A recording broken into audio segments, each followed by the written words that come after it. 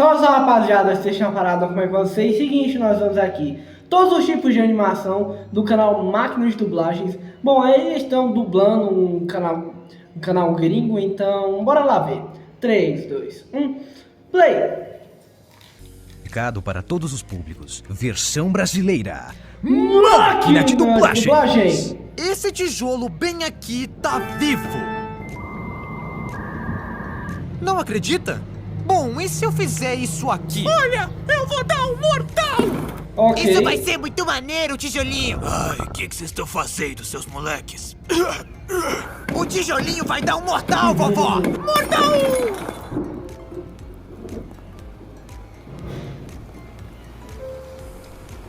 Caraca, o cara tá molhando a porra do negócio. E aí? Rapaziada, tá dando um problema aqui nessa luz especificamente, mas tem outra luz aqui, então de boa, tá bom? E tá convencido agora? Esse tijolo pareceu mais vivo pra você? Quer dizer, é claro, ainda é um tijolo que não se move sozinho. Pois Mas eu é. coloquei uns olhos esbugalhados nele e dei uma família pra ele, pra você conseguir se conectar com o boneco. E isso fez você sentir emoções. Convencer você que assiste que algo inanimado está animado é o principal trabalho daqueles que se chamam de animadores. Eles não são nada além de ilusionistas fajutos. No último século, animadores inovaram com novas técnicas e estilos para esse meio. Mano, o pior que é muito complicado mesmo, tá ligado? Eu sei muito sobre esse mundo de animação e tal, e eu tenho como falar sobre isso. Velho, o processo de animação demorava basicamente muitos anos pra ficar pronto, mas muitos anos pra ficar pronto. Cara, o trabalho que o Walt Disney ou qualquer outro animador daquela época tinha era imensurável. Imensurável, sabe? Muito do processo de animação que a gente tem hoje, a gente tem que agradecer pelos artistas antigamente, tá ligado? Passando de uma roda giratória que nem usava eletricidade pro Aranhaverso. Pois E é. hoje vou estar falando sobre todos os processos e inovações que levaram o meio da animação a ser o que ele Já tô vendo ali no começo stop motion, já tô vendo ali desenho à mão normal. é hoje em dia. Mas antes vamos voltar lá pra trás no início dos filmes, quando era tudo preto e branco, meu amigo, e as pessoas tinham que usar cartazes pra poder falar. Desde Pois é. cedo, cineastas descobriram um truque muito simples pra fazer qualquer coisa parecer viva diante a câmera. E esse truquezinho era chamado de... Stop motion! Motion. Se você tá filmando alguma coisa e você para a câmera pra mexer um pouquinho naquela coisa, pra tirar uma nova foto e mexer de novo naquela coisa e continuar fazendo isso uma quantia tediosa de vezes, quando você pegar a gravação vai parecer que aquela coisinha tá magicamente se movendo. Pois é. E com essa técnica você pode fazer parecer que literalmente qualquer coisa pode se mover. Qualquer mesmo. Mas alguns cineastas levaram essa história a um extremo nível, criando personagens inteiros feitos de massinha e fios de metal manipuláveis pra criar o que é chamado de armadura. Agora os animadores podiam criar personagens únicos que se dobravam e posavam de maneiras bem mais credíveis. Com Pois stop é. motion, você não precisa mais Mano, contar... e o pior é que muitos filmes usavam isso. Coraline usou muito isso, tá ligado? Que esse processo de animação cria personagens únicos que acabam sendo, às vezes, tipo assim, em forma de animação stop motion, muito mais críveis do que personagens, tipo assim, 2D, tá ligado? É muito mais interessante esse tipo de animação. Pra mim, não tanto, porque, sei lá, só o único filme de stop motion que eu vi foi Coraline, e eu também não vi Estranho Mundo de Jack, eu nunca vi. Esses são os únicos que eu me lembro agora, então bora continuar. Tá um dinossauro e um macaco gigante pra fazer um filme sobre um dinossauro e um macaco gigante. Dito isso, tá fora, Silvassauro. Eu vou ter que voltar pra petrolífera. Sabe, eu acabei de ter uma ideia maluca. E se a gente fizer a cabeça inteira do boneco ser trocável? Agora eles podem fazer qualquer expressão facial e formato de boca possível. A gente vai ter que esculpir centenas de cabeças diferentes. Mas assim, qual é? Vai ser divertido, é por isso que a gente é extremo, bebê. Filmes em Meu stop Deus. motion ainda estão É. sendo feitos e amados até os dias. Coraline, Pinóquio, A Fuga das Galinhas, Paranormal, The Dogs, The Wiz, quê? atuais. E mesmo com as tecnologias modernas deixando todo o processo mais simples, os animadores ainda estão usando as mesmas técnicas que eram usadas lá no King Kong de 1920, onde eles cuidadosamente pousavam cada personagem para pegar seus movimentos frame por frame em ordem cronológica. Stop motion é um tipo de animação que eu nem consigo compreender como é que eles fazem, muito menos como é que eles fazem para deixar bonito, sabe? Ter um personagem de stop motion fazendo sem... Mano, que trabalho, velho. Então, só ter que mover cada olho do personagem, juro, já é um trabalho imenso. Imagina mover o corpo todo, cara. De posições diferentes, expressões faciais também, é sempre feito para fazer o personagem parecer mais vivo pra gente. E de vez em quando, só pra ajudar a vender o realismo, os animadores vão imitar coisas que só acontecem na vida real. Eu sempre rio quando eu vejo um reflexo de câmera num filme animado, porque, tipo assim, de onde que veio isso? Não tem nenhuma lente filmando aí. Diferente de mim, claro, eu sempre tenho uma câmera ligada. Fala, gatinhas! Ah não! Ah não! Você viu isso? Você viu o Motion Blue? Olha, e ele se transforma... Não, peraí. Olha pra esse lagarto comendo um inseto. Ele pegou. Agora vamos voltar ao clipe. Movimento de velocidade. É basicamente o que aparece aqui na câmera, tá ligado? Esse movimento todo. É meio que acontece com câmeras normalmente, quando tem um processo de animação, de transporte, blá blá blá blá, eu não sei muito bem, mas eu só sei que esse motion blur é o que acontece quando a gente faz isso aqui na câmera. Pelo menos pelo que eu sei, né? E pausar ele bem aqui. Esse aí, lagarto se move tão rápido que a câmera não captura os movimentos dele corretamente. E ele se transforma nessa geleca estranha, que nem se parece com um lagarto, pra falar a verdade. Mas não se preocupe, meu caro telespectador. Isso se chama motion blur e é 100% natural. Objetos rápidos também são bem difíceis de se notar na vida real. Então essa geleia embaçada só aparecendo por um frame ajuda a vender a ideia que esse carinha aqui tá se movendo bem rápido nesse vídeo. Se você assistir qualquer filme frame por frame, você vai notar vários motion blurs em todo canto e é bem sutil. Então, como os animadores que tiram centenas de fotos paradas lidam com esse fenômeno natural de coisas que estão em movimento? Fácil, eles desenham Smear frames! Animadores desenham seus próprios frames borrados para imitar a sensação de movimentos rápidos. Corpos podem esticar e braços se multiplicarem. Basicamente dá pra colocar uns monstros de um pesadelo, contanto que seja mostrado por um único... por um único milésimo de segundo, tá ligado? Tem que ser muito rápido. Smears são muito divertidos de se desenhar, mas podem acabar parecendo bem estranhos por si só. Mas no contexto da cena toda, você mal vai perceber que eles estão por ali na cena. Ok, talvez agora você perceba eles, mas foi só porque eu apontei que eles estão por ali. E já que os animadores são os bad boys que não seguem essas tais de regras, eles podem fazer smears de qualquer coisa, mesmo no stop motion. Dá pra esculpir um smear frame na vida real, como eles fizeram lá em Paranorman, que caso você não tenha visto ainda, vai se tornar seu novo filme favorito. Smear frames podem ser usados em qualquer lugar. Eu nunca ouvi falar de Paranorman, tá ligado? Eu vou tentar assistir quando eu chegar em casa hoje. E qualquer hora. Exceto se você fosse um animador nas décadas de 20 ou 30, porque eles não sabiam que essa coisa existia ainda. Nesse caso, você estaria animando um negocinho chamado de... Nas décadas de 20 e 30, animadores ainda estavam descobrindo os princípios-chave para ser usados em animação. E pelo visto, existem 12 deles. Smear frames eram mal usados direito nessa época, com os animadores geralmente só desenhando personagens com vários membros para mostrar os movimentos rápidos. Esses frames esticados e loucos e cheios de vida que a gente conhece e ama tanto não eram muito usados até a chegada da década de 40. Personagens... basicamente ali na época do Tom e Jerry, na época ali do Patolino, Pernalonga, na época dos Looney Tunes clássicos por aí. Também onde muitas coisas que a gente viu aqui no Brasil se popularizaram mais ou menos nessa época de 30, 40, 50, tá ligado? Perros e parecem ter membros feitos de espaguete, quase feitos de manteiga, que se dobram e se movem de maneiras que são anatomicamente incorretas. Tipo esses bracinhos de macarrão do Mickey Mouse que agora eu posso legalmente mostrar. O motivo para os personagens se parecerem assim é porque desenhar braços de macarrão e não se preocupar com a anatomia torna o desenho mais fácil de fazer, mas assim... Pois é. Mano, fazer um braço, velho, é muito difícil. Fazer uma perna, pior ainda. Só porque algo é mais fácil de desenhar não significa que é pior. O que esses animadores conseguiram fazer com essa tal tecnologia, se é que dá pra chamar desse jeito, não é nada mais do que magia negra. E o mesmo estúdio que fez o Steamboat Willie queria subir o sarrafo pra mostrar ao mundo que a animação poderia ser muito mais. Não precisavam ser personagens de macarrão com olhos de Pac-Man. Eles iriam animar uma mulher realista com braços proporcionais que não iria se mexer de jeitos estranhos e exagerados e... Ai meu Deus, os braços de macarrão dela estão se movendo de um jeito muito exagerado! Em 1934, a Disney lançou um curta chamado A Deusa da Primavera, sendo a sua primeira tentativa de animar uma personagem com o que era pra ser uma anatomia humana bem realista. Eles ainda tinham muito pra aprender. Agora, animar um humano, entre aspas, anatomicamente correto, é uma tarefa bem mais difícil do que ela parece. Isso por causa do Vale da Estranheza.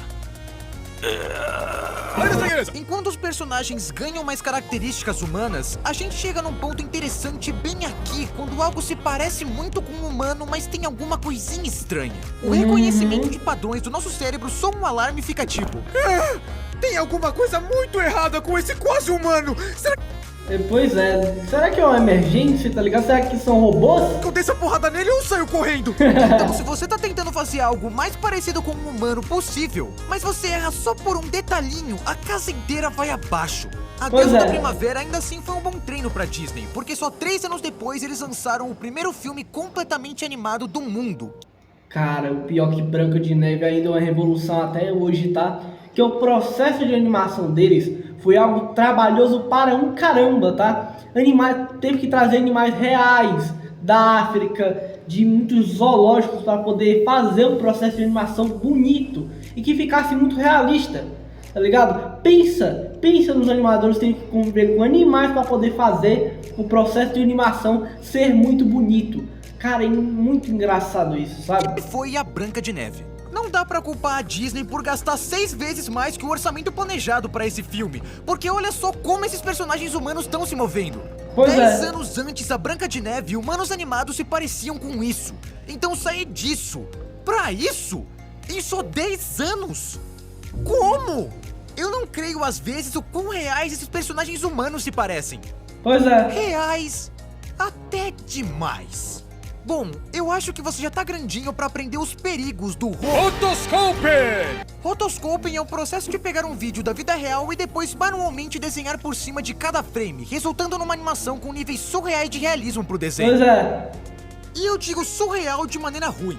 Mano, o pior que às vezes esse processo de animação, se não for muito bem feito, fica horrível. Acredite em mim, fica horrível. Você tá basicamente tacando um filtro cartoon por cima de uma gravação real, só que em vez de tacar o filtro, você tá gastando múltiplas horas da sua vida fazendo desenho sem sentido. Rotoscoping não é a mesma coisa que filmar um ator humano e depois usar essa gravação de referência. Tipo o que a Disney fez em Bela Adormecida ou Alice no País das Maravilhas, ou qualquer filme animado de hoje em dia, porque animadores usam referências o tempo todo. As pessoas já sabiam fazer rotoscoping em outras pessoas muito antes da Branca de Neve. Então é claro que a Disney, que tava querendo mostrar movimento humano realista, fez rotoscoping em algumas cenas. O problema do rotoscoping é que às vezes a gente começa a voltar pro fundo do poço do Vale da Estranheza. Personagens animados muitas vezes quebram e deveriam quebrar as leis da física. Eles podem se esmagar e esticar em proporções estranhas e serem desenhados em poses únicas e interessantes. Basicamente um Luffy, tá ligado? Se você não entendeu até agora. E olha, Branca de Neve ainda é uma obra-prima dos filmes. O rotoscoping é tranquilo, você mal percebe que ele tá lá. É um bom filme, o filme é bom e fez muito dinheiro pra Disney. E também como o Walt animou essas cenas de coisas refletindo na água em 1937, cara. Será que eles colocaram... Muito trabalho de animação, dá muito trabalho. Colocaram um vidro especial por cima das pinturas pra fazer tudo parecer bem distorcido? Quem teria uma ideia de jirico dessas? Se você fizesse um filme inteiro inteiramente em rotoscope, o que você conseguiria é O Senhor dos Anéis de Ralph Bakshi. Você percebe algo estranho nos movimentos desses personagens? Olha como Gandalf se movia um ano atrás lá no Hobbit. Agora no Senhor dos Anéis. Hobbit, Senhor dos Anéis. Quase todas as cenas desse filme usaram rotoscoping, e as cenas que não usavam eram gravações reais com um filtro aplicado por cima. Eu não tô dizendo que rotoscoping é ruim, você só tem que fazer do jeito certo. Um personagem mudage tradicionalmente animado pra rotoscoping é muito engraçado, e sempre vai ser. O youtuber Joe Haver faz sketches em rotoscoping muito engraçadas que parecem que você tá numa... Cara, que bugado, viado, que bugado. E eu digo isso de um jeito bom. E alguns clipes musicais conseguem usar o rotoscoping muito bem, porque para algumas linguagens ele fica muito maneiro. Agora, eu queria poder dizer que o primeiro filme do Senhor dos Anéis foi uma pérola escondida das animações, mas eu sei lá, não foi. Não tá no meu top 10, desculpa. Provavelmente deixou um monte de nerds nos anos 70 felizes, mas por sorte o Senhor dos Anéis já foi adaptado para muitas outras formas de mídia, tipo como videogames, cartas de Magic the Gathering e também um anime. Anime? Sim, mas sendo sincero, eu assisti, eu achei muito maneiro, mas sei lá, depende da pessoa que vai assistir, mas eu acho que pra um fã do Senhor dos Anéis não é muito legal não. Fazendo um anime do Senhor dos Anéis? Estão fazendo um anime do Senhor dos Anéis. Anime! Você achou que Hollywood, Califórnia, era o único lugar no mundo que fazia fotos se mexerem? O Japão já fazia fotos se mexerem também, só que algumas delas são desenhos que se mexem. Existem cursos inteiros de faculdade sobre a história dos animes. Mas você não tá me pagando a matrícula, então a gente vai pular algumas coisas. Muitos dos animes antigos agora são lost media, porque os cinemas não preservavam os filmes antigos naquela época e teve um terremoto. E também porque, pô, imagina, você conservar algo que às vezes não é tão interessante pra você, principalmente os cineastas daquela época, tipo assim, lá no Japão normalmente não era tão interessante essas coisas. Preservar algo antigo pra eles, só as tradições deles, tá ligado? Mas o resto é resto. E destruiu um monte de estúdios em 1923. Alguns animadores japoneses criaram curtas de recortes de papel, porque comprar um monte de folhas de celuloide era muito caro. E eles tinham designs de personagens bem únicos. E alguns animadores japoneses pegaram inspiração da Disney e fizeram curtas com personagens muito parecidos com a estética que era usada nos Estados Unidos. Daí, na década de 40, teve uns eventos mundiais gigantes que aconteceram que envolveram... Ai... Podem comentar, momento trauma. A maioria dos países e tantos estúdios de animação dos Estados Unidos e do Japão foram afetados por essa coisa. Mas depois de tudo isso, em 1948, um estúdio chamado Japan Animated Films, que depois foi se tornar a Toei Animation, logo se tornaram a Disney do Oriente. E eles ficaram famosos com desenhos sobre garotas mágicas e fazem desenhos até hoje, mas é coisa pequena, né, gente? Coisa pouca. Ah, e tem... Coisa pouquíssima, tá ligado? Dragon Ball, Naruto não é da Berhood. Digimon, coisa pouca. Teve um animador que parou de trabalhar na Toei e criou seu próprio estúdio, fazendo um anime baseado na sua HQ que era sobre um garoto robô. Eu até que curti esse estilo de desenhar personagens humanos com olhos bem grandes, bora fazer mais disso aí. E nesse mesmo ano, um outro estúdio fez um anime sobre humanos controlando robôs gigantes. Eu me pergunto se isso vai inspirar um gênero novo inteiro. E esse cara foi contratado por estúdios americanos para fazer filmes natalinos em stop motion como Rudolph e a Rena do Nariz Vermelho. O que significa que o Rudolph é um anime. Chandelle chantilly ou sorvete? Chandelle chantilly. Chandelle chantilly ou boleto pago? Significa que o Rudolph... Voltando aqui, rapaziada, teve um anúncio. É um anime. Nani? E na década de 60, seriados japoneses começaram a estrear em televisões de todo o planeta. E eles continuaram a fazer histórias únicas e interessantes. Nossa senhora, dá vontade de chorar só de ver isso. Eu assisto ainda muita coisa, tá ligado? De anime e tal. Mas eu sou meio nerd.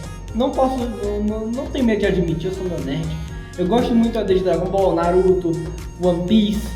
One Piece é um negócio que eu acompanho mais no mangá, porque eu já passei muito, mas Pokémon é algo que, tipo assim, pô, ano passado, ano retrasado, teve a última temporada com o Ash.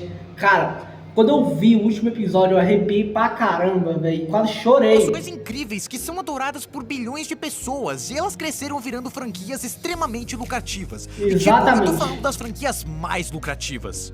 E na década de 70, a Disney ainda era praticamente o pináculo dourado da animação, fazendo filmes de alto orçamento com valores pra toda a família. O que é ok de fazer, as crianças adoram cores brilhantes e animais falantes que só desenhos podem proporcionar. Mas alguns estúdios perceberam que a animação era um meio, e não um gênero. E fizeram desenhos animados exclusivamente para adultos. Isso é parte do motivo porque o primeiro filme do Senhor dos Anéis é todo feito em rotoscope. Ele não estava tentando ser exagerado e cartunesco, ele queria ser realista e durão. A animação pode ser qualquer coisa para qualquer um em qualquer idade. Mas na real, se você parar pra pensar, não teve uma nova maneira de mostrar desenhos se movendo pras pessoas desde os antigos dias do stop motion em preto e branco. No stop motion, você tira uma foto, move a figura. Tira outra foto, move a figura. Na animação por célula, você tira uma foto, move a célula. Tira a foto, move a célula. Tudo sempre foi uma série de fotos sendo movidas manualmente na frente de uma câmera esse tempo todo. Sempre foi, maneção. Olha a mensagem. Tá dizendo aqui que toda a indústria de animações e filmes vai ser virada de ponta cabeça pra todo sempre. Tá bom, né? Quer ver que essa modinha de computador vai logo passar? Animação em computador! Com os avanços crescentes sendo feitos na tecnologia, nós podemos conquistar cada vez mais avançadas conquistas, como colocar um cara na lua. ou poder fazer desenhos com mais eficiência que antes. Já se foram Pois é. os dias que tudo tinha que ser fisicamente desenhado no papel e ter E em célula, tá ligado? A animação em célula é muito bonita. Muito bonita, mas muito bonita porque dá muito trabalho, mas ao mesmo tempo é muito bonita.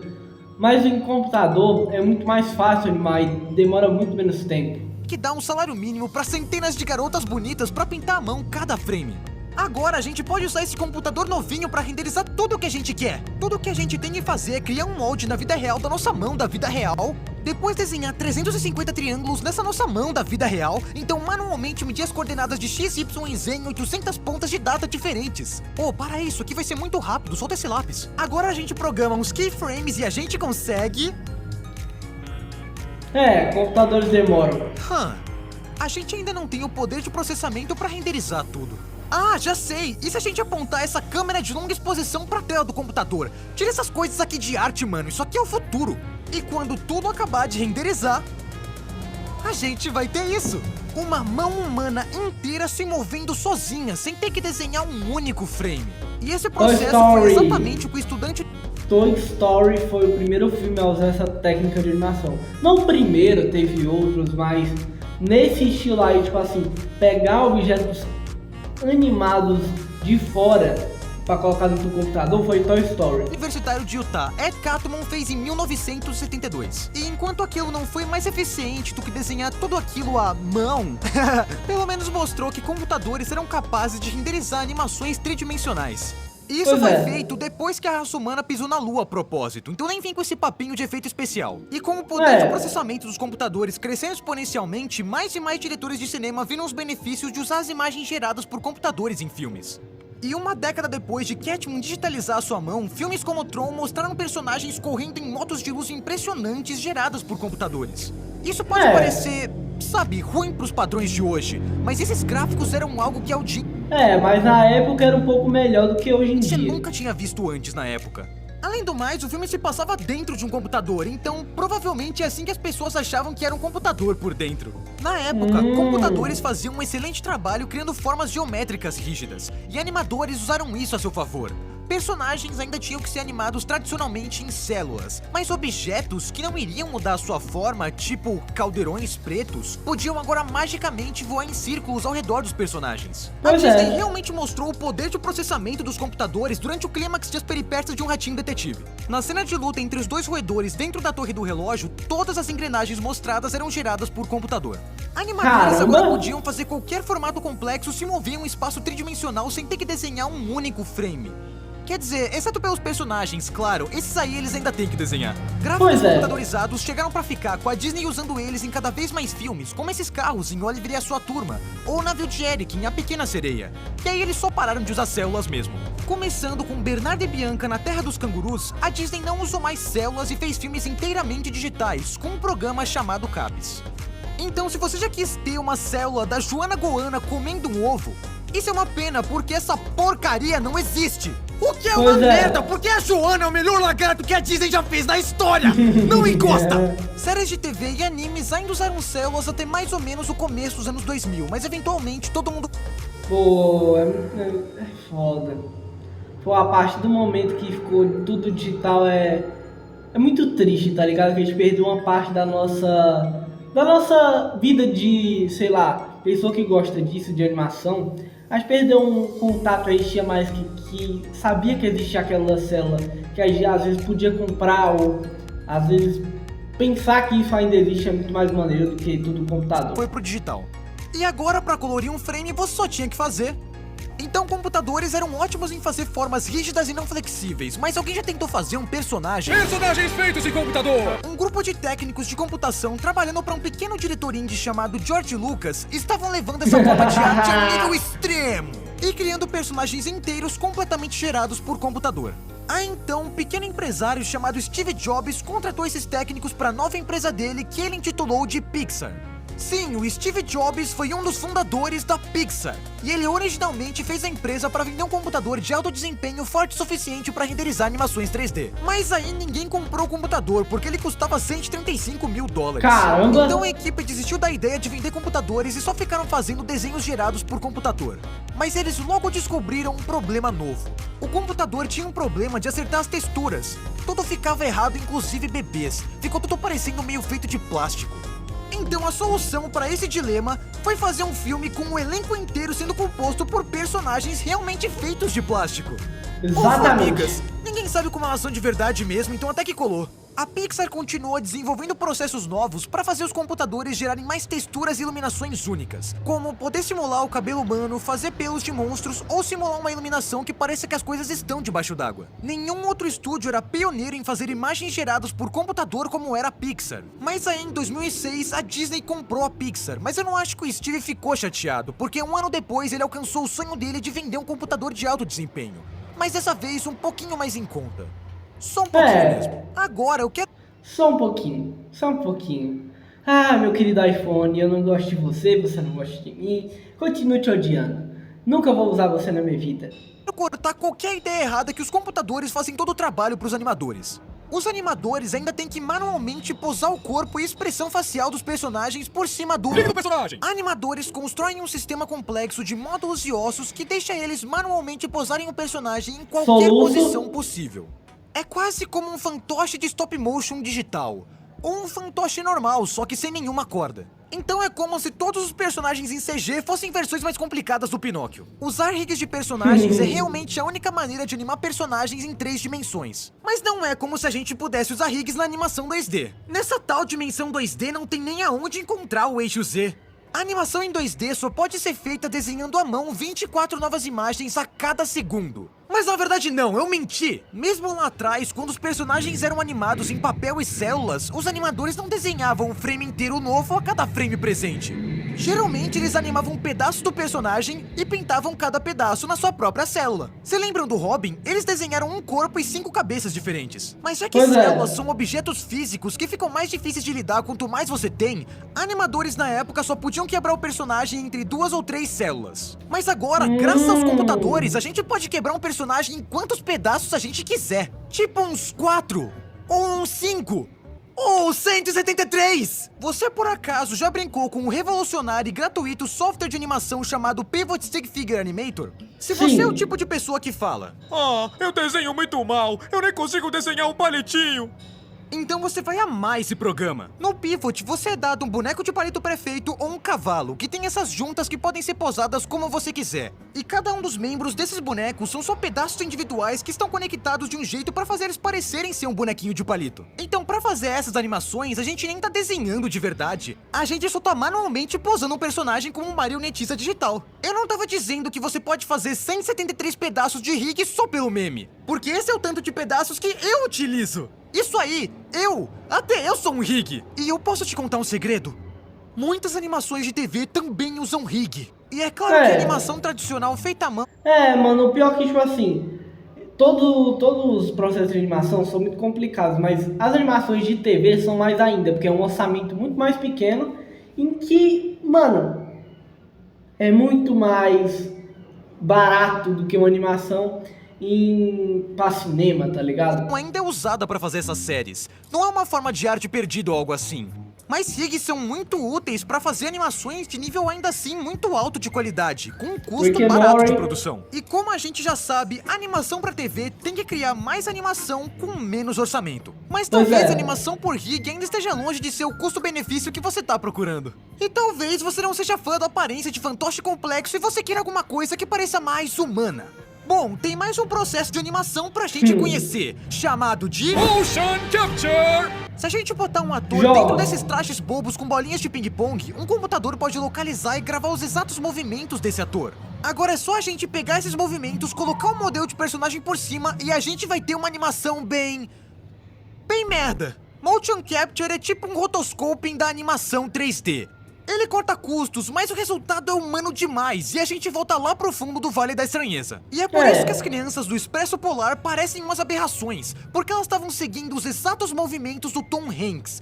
É isso mesmo que você escutou. Tom Hanks, um homem adulto, fez motion capture para um garoto heróico sem nome de um filme chamado Expresso Polar. Deve ter um motivo pra gente não ter feito um desenho completamente em motion capture por mais de 10 anos. Porque eles ficam estranhos. Mas assim, isso não impediu um deles de poder ganhar o Oscar, né? Em animação, inclusive.